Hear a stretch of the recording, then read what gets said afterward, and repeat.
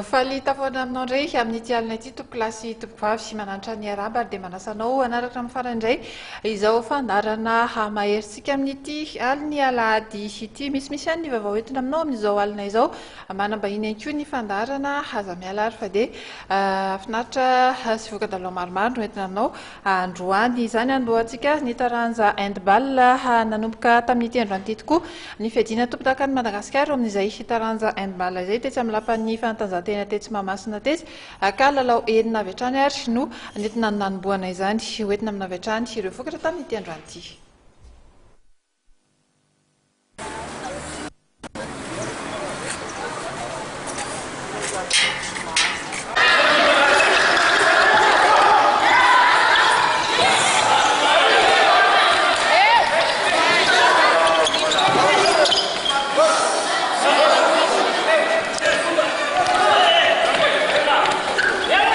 Lalao enina avy hatrany no nanomboana ny fiadiana tompo-dakan'i Madagasikara ho an'ny ity taranja handball ity androany teny Mahamasina teny. Ity arantsika amin'ny sary ity dia fihaonana teo amin'ny sokajy lehilahy eo amin'ny ekipan'ny HBCI sy ny ASCO avy any Toliara.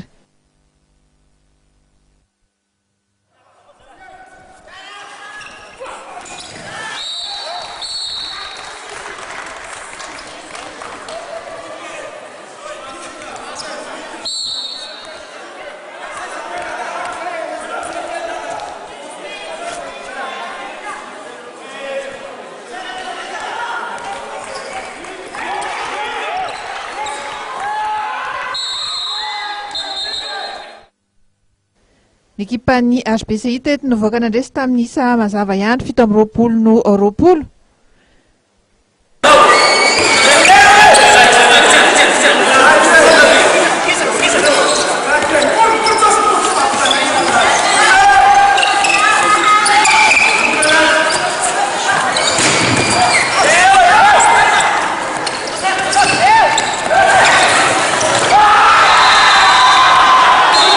Tamin'ny fiainatsasatra dia vantarika tamin'ny isa 2-10 ity ekipan'ny HBCI ity izany hoe raha tamin'ny ankapobeny dia niady ihany ity lalao voalohany ho an'ny sokajy lehilahy androany alahady ity.